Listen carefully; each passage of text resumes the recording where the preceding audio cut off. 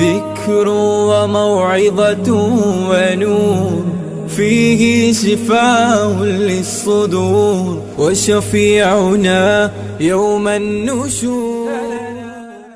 نحمده ونصلي على رسوله الكريم، اما بعد فاعوذ باللہ من الشیطان الرجیم، بسم اللہ الرحمن الرحیم۔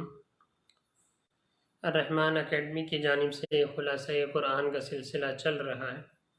آج 18ویں تراویح تھی، اسی حوالے سے آج ہمارا 18واں سوا سپارہ جو 22ویں پارے کے دوسرے پاؤں سے لے کے 23ویں پارے کے نصف تک مشتمل ہے، جس میں سورہ سبا شروع میں آ جاتی ہے، پھر اس کے بعد ایک دو صورتیں اور ہیں، پھر سورہ یاسین بھی اس میں آ جاتی ہے اور سورۃ صافات بھی اسی میں آ جاتی ہے۔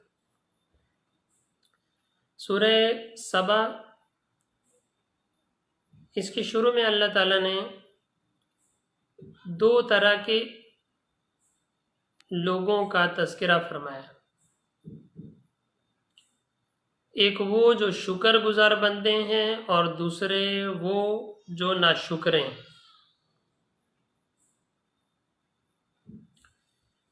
سب سے پہلے تو منیب جو اللہ تعالیٰ کی طرف رجوع کرنے والے ہیں، ان لوگوں کا تذکرہ فرمایا، جس میں دو انبیاء علیہم السلام، حضرت داؤد علیہ السلام اور ان کے بیٹے حضرت سلیمان علیہ السلام کا تذکرہ ہے۔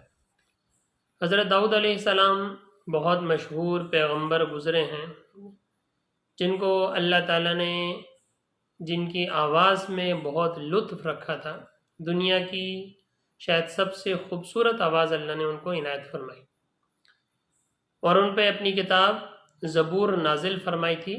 اور روایت میں آتا ہے کہ جب حضرت داؤد علیہ السلام زبور کی تلاوت کیا کرتے تھے تو اتنی آواز خوبصورت تھی کہ پرندے بھی آ کے ان کے پاس بیٹھ جایا کرتے۔ اور ایک روایت میں تو یہ بھی آتا ہے کہ قیامت کے دن حضرت داؤد علیہ السلام کو کہا جائے گا کہ وہ قرآن مجید کی کیا کریں، تلاوت فرمائیں۔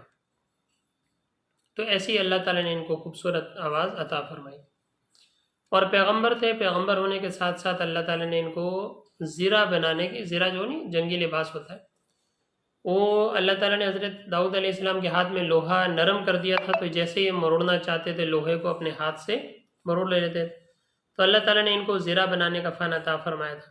تو زرہ بناتے تھے اور اس سے اپنی کمائی کرتے تھے، اور باقی اللہ تعالیٰ کے پیغام کو لوگوں تک کیا کرتے تھے، پہنچاتے تھے۔ تو ان کا تذکرہ فرمائے، اور پھر اس کے بعد حضرت سلیمان علیہ السلام، جن کا تذکرہ 19ویں پارے میں بھی آیا تھا کہ اللہ تعالیٰ نے ان کو بہت بڑی سلطنت عطا فرمائی تھی، یہاں تک کہ جنات پہ بھی ان کی حکومت تھی، ہر طرح کے پرندوں پہ ان کی حکومت تھی، جانوروں پہ ان کی حکومت تھی۔ تو پوری دنیا میں آئے، پوری دنیا کی سلطنت اللہ تعالیٰ نے ان کو عنایت فرمائی تھی۔ لیکن اتنی سلطنت ہونے کے باوجود بھی اللہ تعالیٰ کے شکر گزار بندے تھے، اس لیے اللہ تعالیٰ نے ان کے لیے منیب کا لفظ استعمال فرمایا، جو شکر گزار بندے ہیں، کہ اتنے پیغمبر، اتنے بڑے پیغمبر کہ جن کو اللہ نے پوری دنیا کی سلطنت عطا فرمائی، ہواؤں پہ اڑتے تھے، ان کا تخت اڑتا تھا کہ جس پہ ہر طرح کی مخلوق بھی ہوتی تھی۔ ہدہد کا تذکرہ ہم نے پڑھا تھا، نمل کا ہم نے تذکرہ سورۃ النمل میں بیان ہوا۔ تو اتنے بڑے بادشاہ ہونے کے باوجود بھی اللہ تعالیٰ کے کیا تھے، شکر گزار بنتے تھے۔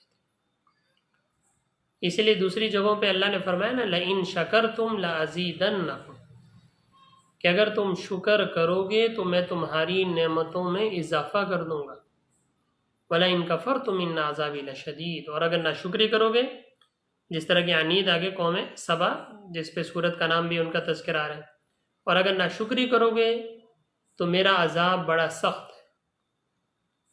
اسی لیے اپنے اندر شکر کی صفت پیدا ہونی چاہیے، اور بزرگ فرماتے ہیں کہ جس چیز کی کمی ہو اس میں شکر ادا کرنا شروع کر دو، اللہ تعالیٰ وہ کئی گنا بڑھا کے کیا کریں گے، ادا کریں گے۔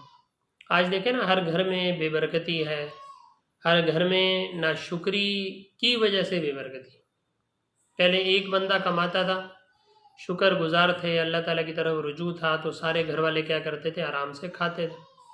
اور اب ناشکری کا زمانہ آ گیا، جس سے پوچھو جی حالات خراب ہیں، جس سے پوچھو جی گزر نہیں ہو رہا، جس سے پوچھو جی مہنگائی اتنی ہے، جس سے پوچھو جی، تو پورے ملک کی جب یہ حالت ہے اور ہر بندہ کیا کر رہا ہے، کما رہا ہے، گھر کے سارے افراد کما رہے ہیں، لیکن اس کے باوجود بھی کیا ہے، گھر میں بے برکتی ہے، کچھ بچتے ہی نہیں۔ جس سے بھی آپ پوچھیں زبان پہ کیا ہے، ناشکری کے الفاظ ہیں، مہنگائی اتنی ہو گئی، یہ چیزیں اتنی ہو گئیں، فلاں اتنا ہو گیا، جی بچتا ہی نہیں ہے، سارے گھر والے کما رہے ہیں، یہ ہے وہ ہے، 100 بہانے اللہ تعالیٰ کی ناشکری کے۔ شکر نہیں، جب شکر نہیں ہے تو اس وجہ سے ہر گھر میں کیا ہے، بے برکتی۔ آگے قوم سبا کا تذکرہ ہے کہ قوم سبا کو اللہ تعالیٰ نے بڑی خوشحالی عطا فرمائی تھی، ہر طرف سبزہ ہی سبزہ تھا، ایک ایک سال میں کئی کی فصلیں کاٹا کرتے تھے، لیکن جب ناشکری کی اور اللہ کا جو حق دینا تھا غریبوں کو وہ نہیں دیا، اور کہا کہ کوئی بھی غریب ہماری فصل میں نہ آئے، تو اسی سال اللہ تعالیٰ نے پھر ان پہ چوہوں کا عذاب یا کوئی بھی طوفان بھیجا، کہ جس کی وجہ سے یہ جب صبح اپنی کھیتی میں گئے تو ساری کھیتی کیا کٹی پڑی ہے، سب خراب ہوئی پڑی۔ تو اس سے اللہ تعالیٰ نے ان لوگوں کو بلکہ سب کو ہدایت دی کہ دیکھو اگر میری نعمتوں پر شکر کرو گے تو میں تمہیں اور دوں گا، اور اگر ناشکری کرو گے تو پھر یہ نعمتیں بھی کیا کر لوں گا، چھین لوں گا۔ دیکھیں انسان کے پاس جو چیز بھی ہے اس وقت وہ سارا اللہ کا دین ہے، انسان کا ذاتی کمال تو ہے نہیں۔ اگر کوئی مالدار بھی ہے، اللہ نے کسی کو مالدار بنایا، کمپنیاں اس کو دیں بڑی بڑی، تو اس میں ذاتی کمال تھوڑی ہے، اللہ کی طرف سے دینا نا۔ جب اللہ نے دیا ہے، آپ کو مال دیا ہے، تو پھر اس کو اس کے جائز مصرف میں بھی کیا کرنا چاہیے، استعمال کرنا چاہیے۔ ورنہ دیکھیں 2 آدمی پی ایچ ڈی کرتے ہیں، لازمی تو نہیں دونوں کو اچھی جاب مل جائے، کسی کو اللہ دے دیتا ہے، کسی کو نہیں دیتا۔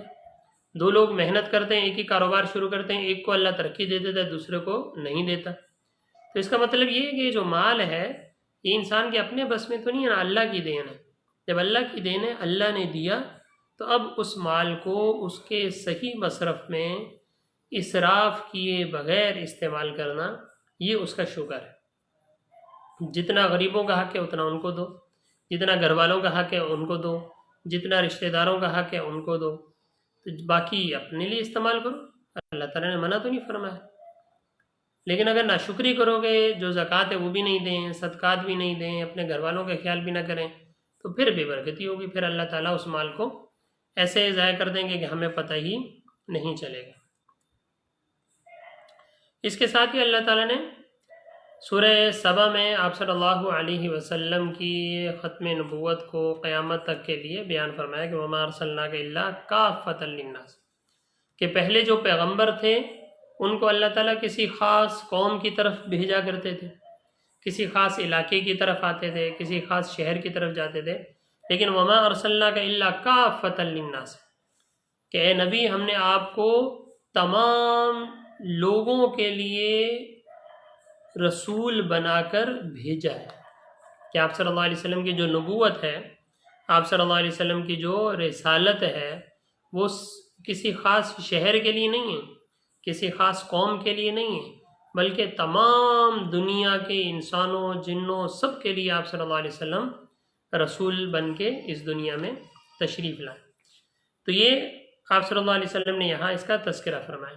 آگے پھر سورۃ الفاطر ہے، اس میں بھی اللہ تعالیٰ نے کافی ساری چیزوں کو بیان فرمایا ہے۔ ایک جو اہم چیز ہے کہ انما یخشی اللہ من عبادہ العلماء، کہ اس میں اللہ تعالیٰ نے علماء اکرام کی صفت کو بیان فرمایا کہ اللہ سے سب سے زیادہ ڈرنے والے جو بندے ہیں وہ کون ہیں؟ علماء۔ علماء عالم کی جمع ہے۔ عالم کسے کہتے ہیں؟ جس کو اللہ نے علم دیا ہو۔ اور کیوں ڈرنے والے ہیں؟ اس وجہ سے کہ جیسے جیسے علم میں اضافہ ہوتا جاتا ہے ویسے ہی اللہ تعالیٰ کی خشیت، اللہ تعالیٰ کا خوف دل میں بڑھتا جاتا ہے۔ صرف کتابیں پڑھ لینے کا نام عالم تھوڑی ہے، صرف کتابیں رٹ لینے کا نام عالم تھوڑی ہے، درس نظامی مکمل کر لینے کا نام عالم تھوڑی ہے۔ وہ تو پڑھنا آ گیا، سیکھ لیا، اب اس کے بعد انسان اس علم میں کتنا غور و خوض کرتا ہے، کتنا انسان اس علم کے ذریعے اپنے رب کو پہچانتا ہے، جتنا علم آتا جائے گا اتنی خشیت بڑھتی جائے گی، اللہ کا خوف بڑھتا جائے گا۔ اسی وجہ سے فرمایا کہ انما یخشی اللہ من عبادہ العلماء، کہ اللہ کے بندے میں اور بندوں میں سے جو علماء ہیں وہ سب سے زیادہ اللہ سے ڈرنے والے ہیں۔ تو اس وجہ سے اگر کسی عالم کے اندر علم ہے تو واقعی اس کے اندر خشیت بھی، اللہ کا خوف بھی ہوگا، اور اگر اللہ کا خوف نہیں ہے نافرمانی میں تو پھر تو وہ عالم تھوڑی کہلائے گا، پھر تو ایک عام آدمی، گناہ گار آدمی، اور اس میں کوئی فرق ہوگا ہی نہیں۔ تو اس وجہ سے عالم کسے کہا جاتا ہے کہ جس کے اندر علم زیادہ ہو، اور علم کب ہوگا؟ جب عمل ہو، جب عمل آئے گا تو خود ہی اللہ کا خوف انسان کے دل میں پیدا ہوگا۔ تو اس آیت میں اللہ تعالیٰ نے جو حقیقی علماء ہیں، جو واقعی علم رکھنے والے ہیں، ان کی صفت کو بیان فرمایا کہ پیغمبروں کے بعد جو سب سے زیادہ اللہ سے ڈرنے والے ہیں وہ کون ہیں؟ یہی علماء، فقہاء، صلحاء، یہ لوگ کہ ان کے اندر خشیت ہے۔ یہ سورۃ الفاتر کی یہ بڑی اہم آیت تھی۔ اس کے بعد سورہ یاسین جو 22ویں پارے کے بالکل آخری 1-2 رکوع سے شروع ہو کے 23ویں پارے کے شروع تک ختم ہوتی، بڑی اہم صورت ہے سورہ یاسین، جس کو قلب القرآن بھی کہا جاتا ہے، کہ یہ حدیث میں آتا ہے کہ سورہ یاسین قرآن کا دل ہے۔ جس طرح انسان کا دل ہوتا ہے نا، دل، کہ اس دل کی وجہ سے پورے انسان کا کیا ہے؟ وجود ہے، تو یاسین جو ہے یہ پورے قرآن کا کیا ہے؟ دل ہے، اور اس کی بڑی اللہ تعالیٰ نے فضیلتیں رکھی ہیں۔ حدیث میں آتا ہے کہ جب کوئی آدمی حالت نزاع میں ہو، موت کا وقت قریب ہو، تو اس وقت اگر اس کے پاس سورہ یاسین کی تلاوت کی جائے تو اللہ تعالیٰ اس کے ساتھ کیا فرماتے ہیں؟ آسانی کا معاملہ فرماتے ہیں۔ اور جو شخص صبح سورہ یاسین پڑھ کے اپنے دن کا آغاز کرتا ہے تو باقی سارے دن اللہ تعالیٰ اس یاسین کی انوار و برکات اس کو کیا کرتے ہیں؟ حاصل فرماتے ہیں، اور اس سے اس کے رزق میں کیا ہوتا ہے؟ اضافہ ہوتا ہے۔ بڑی اہم صورت ہے سورہ یاسین، برکتوں والی صورت ہے، فضیلتوں والی صورت ہے۔ تو جب بھی اپنے کاروبار کا آغاز کریں، اپنے دن کا آغاز کریں، تو سورہ یاسین کی تلاوت کر کے پھر اس کے بعد اپنے کاموں کا کیا کیا جائے؟ آغاز کیا جائے، تو اللہ تعالیٰ اس میں پھر برکت عطا فرمائے۔ اس کے بعد اللہ تعالیٰ نے سورہ یاسین کے آخر میں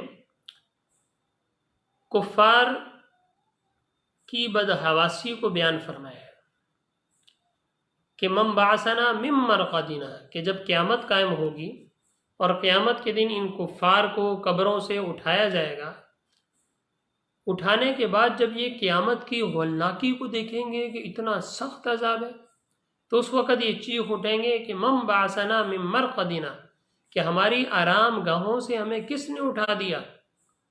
کیوں ہمیں اٹھا دیا یہاں سے؟ حالانکہ حدیث میں تو آتا ہے نا کہ انسان کی قیامت تو قبر سے ہی شروع ہو جاتی ہے، کہ کفار کی قیامت بھی قبر سے جب شروع ہوئی تو قبر میں بھی تو ان کو عذاب ہو ہی رہا ہوگا، لیکن اس کے باوجود بھی جب یہ قیامت کے دن اٹھیں گے تو اس ٹائم کیوں اس کو آرام گاہ کیوں کہیں گے؟ حالانکہ آرام گاہ تو ہوتا ہے جہاں آدمی سکون سے سویا رہتا ہے آرام سے، تو اگر قبر میں بھی ان کو عذاب ہو رہا تھا تو پھر یہ قیامت کے دن یہ کیوں کہیں گے من بعثنا من مرقدنا، کہ ہماری آرام گاہوں سے کس نے اٹھا دیا؟ تو مفسرین نے فرمایا کہ قیامت کی ہولناکی اتنی سخت ہوگی کہ جب یہ اس کو دیکھیں گے تو اس وقت یہ پکار اٹھیں گے کہ اس سے اچھا تو یہ تھا کہ ہم قبر کے عذاب میں ہی رہتے، کم سے کم عذاب تو ہلکا تھا نا۔ جس طرح کہ انسان مسلمان جب جنت میں چلا جائے گا تو اس کو دنیا کی ساری تکلیفیں کیا ہو جائیں گی؟ بھول جائیں گی، ساری خوشیاں بھول جائیں گی، کیونکہ وہاں کی جو خوشی ہے وہ اتنی شاندار خوشی ہوگی کہ انسان باقی ساری دنیا کی جتنی چیزیں ہیں وہ ساری کیا کر دے گا؟ بھلا دے گا۔ اور اس کے بعد پھر ان کفار کے لیے اس سے بڑا عذاب جب اللہ تعالیٰ قیامت کے دن سارے صفوں میں ایک ساتھ یہ کھڑے ہوں گے کفار اور مسلمان، تو اس وقت ایک آواز ہے کہ وَامْتَازُوا الْيَوْمَ أَيُّهَا الْمُجْرِمُونَ، کہ جو مجرم لوگ ہیں، کافر لوگ ہیں، وہ کیا ہو جائیں؟ الگ ہو جائیں، اور مسلمان کیا ہو جائیں؟ الگ ہو جائیں۔ تو یہ ان کے لیے ایک اور درد کا باعث بنے، کیونکہ جب سارے انسان مل جل کے کھڑے ہوں تو اس میں پتہ ہے یار گناہ گار بھی ہیں اور اچھے لوگ بھی ہیں، تو انسان تھوڑا کم ڈرتا ہے، لیکن جب سارے الگ مجرم کر دیے جائیں تو پھر مجرموں کو زیادہ خوف ہوتا ہے۔ مثال کے طور پہ کوئی مجمع بیٹھا ہوا ہے، اس میں اچھے لوگ بھی ہیں، گناہ گار لوگ بھی ہیں، ہو سکتا ہے کوئی قاتل بھی ہو مثال کے طور پہ، تو ابھی تو سارے بیٹھے ہوئے ہیں تو ان قاتلوں پہ کوئی خوف نہیں ہوگا، ان برے لوگوں پہ کوئی خوف نہیں ہوگا، لیکن اگر ان کو کھڑا کر دیا جائے کہ یہ قاتل ہے، اس کو الگ کر دیا جائے، پولیس ہے اس کو پکڑ کے ایک سائڈ پہ کھڑے کر دے، اب اس قاتل کے اندر کیسا خوف ہوگا۔ تو پہلے تو قیامت کے دن مسلمان اور کفار سارے مکس ہوں گے، تو اللہ تعالیٰ پھر اعلان فرمائیں گے کہ وَامْتَازُوا الْيَوْمَ أَيُّهَا الْمُجْرِمُونَ، کہ جو مجرم لوگ ہیں، کافر لوگ ہیں، یہ کیا ہو جائیں؟ الگ ہو جائیں۔ جب ان کو پکڑ کے مجرموں کو الگ کیا جائے گا تو اب ان کافروں کے اندر جو خوف ہوگا اس کا تذکرہ اللہ تعالیٰ نے سورہ یاسین میں بیان فرمایا۔ اس کے بعد سورہ صافات ہے 23ویں پارے میں، سورہ یاسین کے بعد اس میں اللہ تعالیٰ نے شروع میں اہل جنت کا آپس میں ایک مکالمہ بیان فرمایا ہے کہ جب مسلمان جنت میں چلے جائیں گے، اللہ تعالیٰ ساری نعمتیں ان کو دے دیں گے، تو مسلمانوں کا وہاں آپس میں بھی ان کی ملاقات رہے گی وہاں پہ۔ تو اسی طریقے سے مجمع لگا ہوا ہوگا، بیٹھے ہوں گے یہ چند مسلمان، گفتگو کر رہے ہوں گے، تو اس ٹائم آپس میں باتیں کرتے ہیں کہ یار فلاں جو دنیا میں شخص تھا وہ پتہ نہیں کہاں ہے، وہ کس حالت میں، ہمیں تو اللہ تعالیٰ نے نعمتیں دے دیں، وہ جو ہمیں کہتا تھا کہ اس طرف نہ جاؤ، دوسری طرف جاؤ، گناہوں کی طرف جاؤ، تو وہ پتہ نہیں ہمارا دوست تو تھا لیکن وہ ہے کہاں؟ تو فرشتے بتائیں گے کہ وہ تو جہنم میں جل رہا ہے، تو کیا تم لوگوں کو دکھاؤں؟ تو یہ لوگ کہیں گے کہ ہاں ہمیں دکھائیں۔ تو جب وہ فرشتہ ان کو دکھائے گا تو پھر اب یہ شکر ادا کریں گے، جب اس کو یہ دیکھیں گے نا کہ یہ تو جہنم میں، تو اب یہ شکر ادا کریں گے کہ شکر ہے ہم نے اس کی بات کو نہیں مانا، یہ تو ہمیں دنیا کی طرف راغب کر رہا تھا، یہ تو ہمیں کفر کی طرف راغب کر رہا تھا، لیکن اللہ تعالیٰ نے ہمیں کیا کر لیا؟ بچا لیا۔ آج ہم دنیا میں جنت میں، قیامت کے دن جنت میں ہیں اور جنت کی نعمتوں میں ہیں، اور وہ آج بھی کیا ہو رہا ہے؟ عذاب میں جل رہا ہے۔ تو اللہ تعالیٰ نے سورہ صافات کے شروع میں یہ مکالمہ ذکر فرمایا، اور پھر اس کے بعد اللہ تعالیٰ نے دو مخلص بندوں کا تذکرہ فرمایا نبیوں کا، حضرت ابراہیم علیہ السلام اور حضرت اسماعیل علیہ السلام۔ حضرت ابراہیم علیہ السلام کی قربانی کو اللہ نے ذکر فرمایا کہ جب ان کو خواب میں دکھایا گیا حضرت ابراہیم علیہ السلام کو کہ وہ اپنے بچے کو کیا کر رہے ہیں؟ ذبح فرما رہے ہیں۔ تو نبی کا خواب بھی چونکہ وحی ہوتا ہے، جب وحی ہوتا ہے تو مطلب یہ تھا کہ اللہ تعالیٰ کی طرف سے حکم دیا گیا ہے، تو تفصیلی واقعہ ہے۔ تو پھر انہوں نے جا کے اپنے بچے کو قربانی کے لیے پیش کیا حضرت اسماعیل علیہ السلام کو، اور ان کی بھی قربانی کی۔ انہوں نے کہا کہ اللہ تعالیٰ نے جو آپ کو حکم دیا ہے آپ اس کو کر گزریے، کیونکہ اللہ کا حکم ہے۔ پھر خیر جب وہ ذبح کرنے لگے تو اسی ٹائم اللہ تعالیٰ نے قیامت کے دن اسی ٹائم اللہ تعالیٰ نے جنت سے ایک مینڈا بھیجا، اور انہوں نے اس کو کیا کر دیا؟ ذبح کر دیا، اور ابراہیم علیہ السلام سے کہا گیا کہ تمہاری قربانی کو اللہ نے قبول کر لیا۔ اصل صرف یہ دیکھنا تھا کہ تم واقعی اللہ تعالیٰ کے احکام پہ، حکم پہ عمل کرتے ہو یا نہیں کرتے ہو، تو تم اس میں کیا ہو گئے ہو؟ کامیاب ہو۔ اور سورہ صافات کے آخری رکوع میں حضرت لوط علیہ السلام اور ان کی قوم کی ایک گندی صفت کو ذکر فرمائے کہ لوط علیہ السلام کی قوم جو تھی یہ لواطت میں مبتلا تھی، یعنی ایک تو زنا ہوتا ہے نا، دوسرا یہ کہ یعنی جس کو بولتے ہیں جنس پرستی، کہ مرد کے ساتھ غلط کام، تو یہ قوم سبا جو تھی یہ اس غلط کام میں کیا تھی؟ مبتلا تھی۔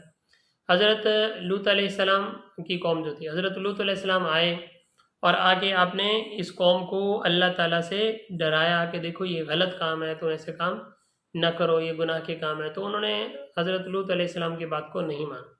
پھر جب فرشتے آئے، حضرت لوط علیہ السلام کے گھر میں آئے، بطور مہمان بن کے آئے، تو اور وہ فرشتے آئے تھے یعنی ان کو گناہ کی جو سزا ہے کہ کل کو ان پہ عذاب آنے والا ہے۔ اب قوم کو تو پتہ نہیں تھا، حضرت لوط علیہ السلام کو بھی پتہ نہیں تھا، تو یہ قوم جو تھی یہ ساری لوط علیہ السلام کے دروازے پہ جمع ہوئی کہ ہم نے سنا ہے کہ نوجوان تمہارے گھر میں آئے ہوئے ہیں، تو لہٰذا ان کو باہر نکالو، ہمارے حوالے کرو۔ حضرت لوط علیہ السلام بیچارے پریشان ہوئے کہ یہ تو میرے مہمان ہیں، ان کے ساتھ تم ایسا کام کرو گے۔ فرشتوں کو جب محسوس ہو، فرشتے نے کہا نہیں آپ فکر نہ کریں، ہم انسان نہیں، ہم فرشتے ہیں، صرف انسان کے روپ میں آئے آپ کو بتانے کے لیے کہ کل آپ کی قوم پہ کیا آئے گا؟ عذاب ہے۔ اور پھر اگلے دن اللہ تعالیٰ نے ان پر کیا نازل فرمایا؟ عذاب نازل فرمایا۔ اور یہ ہمارے لیے بھی اس دور میں جہاں مختلف سیدھے اس ٹائم جو اقوام جو ہیں وہ اس طرح کے بل منظور کر رہی ہیں، جہاں ہم جنس پرستی ہے، تو لہٰذا ان چیزوں سے بچنا چاہیے۔ بہت سخت عذاب ہے ان چیزوں کا، کہ یہ عقل کے بھی خلاف ہے، فطرت کے بھی خلاف ہے، شریعت کے بھی خلاف ہے۔ یہ ایسا عمل ہے کہ انسان اس سے گن محسوس کرتا ہے۔ تو اللہ تعالیٰ سے دعا کرنی چاہیے کہ اللہ تعالیٰ اس گناہ سے ہمیں حفاظت فرمائے، ہمیں بچائے، مگر نہ جس طرح لوط علیہ السلام کی قوم پہ عذاب آیا تھا، تو بعید نہیں ہے کہ پھر جو لوگ اس میں مبتلا ہیں اللہ تعالیٰ ان کو بھی عذاب میں کیا کر دیں؟ مبتلا کر دیں۔ اللہ تعالیٰ سے دعا ہے کہ اللہ تعالیٰ ہمیں ان تمام باتوں پر عمل کرنے کی توفیق عطا فرمائے، اور جو پڑھا جاتا ہے اس کو مزید تفصیل سے پڑھنے کی اور اس کو اپنی زندگی میں اپنانے کی توفیق عطا۔ تو آج ہمارے 22.5 سے پارے ہو گئے، یعنی 23ویں پارے کا آدھا پارہ ہو گیا ہے۔ کل سورۃ صاد سے لے کے اور پھر 24ویں پارے کے تیسرے پاؤ تک تفسیر ہوگی۔ تو انشاءاللہ کل تک کے لیے اجازت دیجیے۔ السلام علیکم۔